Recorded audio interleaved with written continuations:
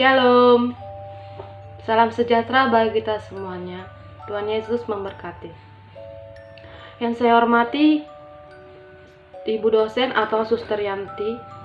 Perkenalkan, nama saya Cecilia Simanjunta, NPM 2309-10363 dari Fakultas Keguruan dan Ilmu Pendidikan Prodi PGSD.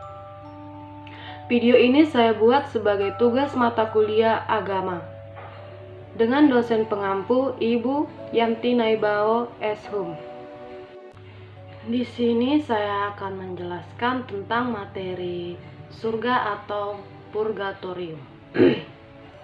Purgatorium atau api penyucian ada karena keadilan dan kasih Allah. Beberapa prinsip yang diajarkan dalam kitab suci yang menunjukkan adanya penyucian ini yaitu: 1. Kita diselamatkan karena kasih karunia Allah oleh iman yang diwujudkan dalam perbuatan kasih. Tetapi tak semua orang sempurna di dalam kasih saat wafatnya. Maka keadilan dan balas kasih Allah mensyaratkan adanya pemurnian setelah kematian. Sabda Tuhan mengajarkan kita bahwa kita diselamatkan karena kasih karunia Allah oleh iman yang bekerja oleh kasih.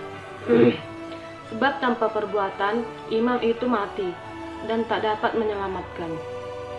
Jika orang meninggal dalam keadaan kudus atau sempurna dalam kasih, maka jiwanya langsung bersatu dengan Allah di surga. Tapi kalau seorang itu belum kudus atau belum sempurna dalam kasih, ia belum dapat langsung melihat Tuhan karena sabda mengatakan, tak ada sesuatu yang cemar dapat masuk ke dalam kerajaannya. Dalam keadaan ini, ia masih perlu dimurnikan sebelum dapat memandang Allah. Dan pemurnian ini disebut api penyucian. Jadi, api penyucian atau purgatorium ada karena keadilan dan belas kasih Allah. Sebab jika yang ada hanya surga dan neraka, hanya orang sempurna saja yang dapat masuk surga. Maka sungguh sedikitlah orang yang dapat masuk surga. Dan syukurlah Allah itu Maha Rahim. Maka orang-orang yang meninggal dalam keadaan rahmat namun belum sempurna tetap dapat masuk surga. Walaupun untuk itu mereka dapat dimurnikan terlebih dahulu. 2. Kitab suci memuji perbuatan kasih atas dasar iman yang dinyatakan dengan mendoakan sesama yang telah meninggal dunia. Yudas Makabi mempersembahkan korban penghapus dosa bagi sesamanya yang sudah meninggal dunia. Ini hanya mungkin karena mereka percaya bahwa ada sesuatu yang bukan surga dan bukan neraka. Sebab jiwa-jiwa di surga telah sempurna dan tidak lagi membutuhkan doa-doa kita. Sebelum mereka dapat digabungkan dengan Allah dan para kudusnya di surga, proses pemurnian kematian inilah yang disebut purgatorium atau api penyucian. 3. Dosa selalu membawa konsekuensi. Kitab suci menyatakan adanya konsekuensi dalam setiap dosa yang dilakukan, karena secara kuadratik dosa membuahkan sesuatu yang buruk.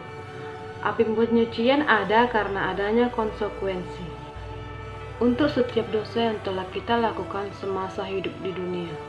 Hal ini menunjukkan bahwa orang-orang menanggung dosa akibat yang telah dilakukannya, meskipun ia telah bertobat dan diampuni oleh Tuhan.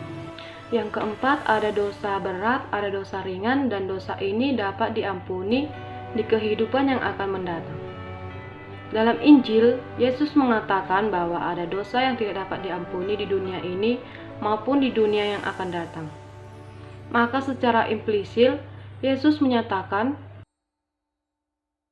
bahwa ada dosa yang dapat diampuni di dunia yang akan datang.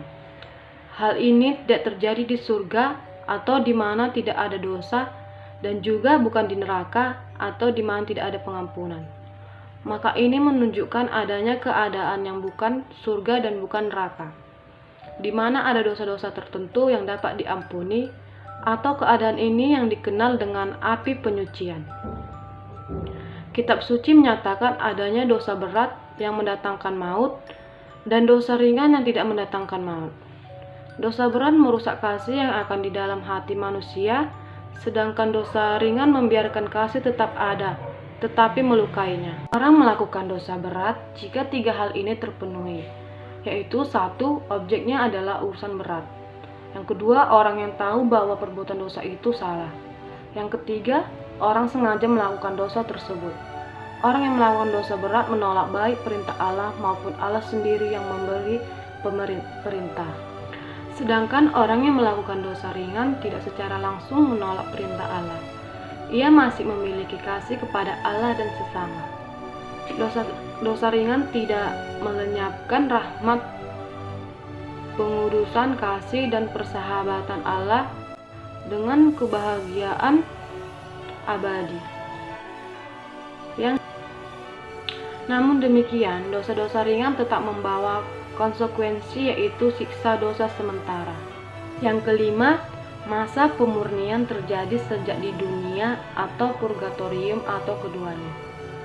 Allah memurnikan umatnya.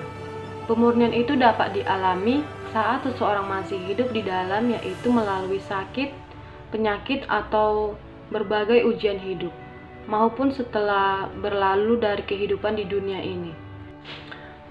Yang keenam, Injil juga diberitakan kepada orang-orang mati.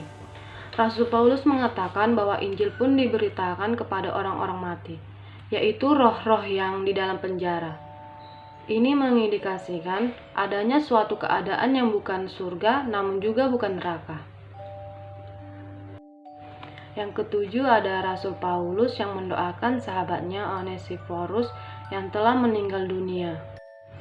Doa Rasul Paulus bagi Onesiphorus mendoakan adanya kemungkinan bahwa dosa-dosa umat yang di dunia berguna bagi jiwa orang yang sudah meninggal, dan jiwa-jiwa itu berada di dalam keadaan yang bukan surga dan bukan neraka, hingga mereka membutuhkan doa-doa.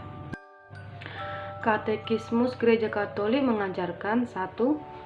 Purgatorium atau api penyucian, bukan pencucian, adalah suatu kondisi yang dialami oleh jiwa-jiwa orang-orang yang meninggal dalam keadaan rahmat dan dalam persahabatan dengan Tuhan, namun belum suci sepenuhnya,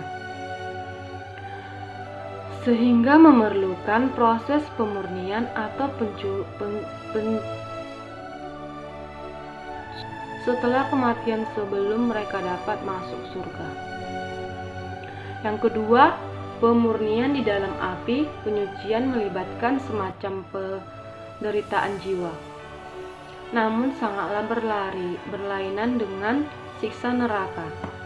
Yang ketiga, dapat membentuk jiwa-jiwa yang ada di api penyucian dengan doa-doa kita, terutama dengan mempersembahkan wujud misa.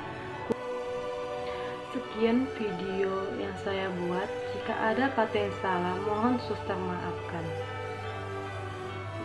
Shalom.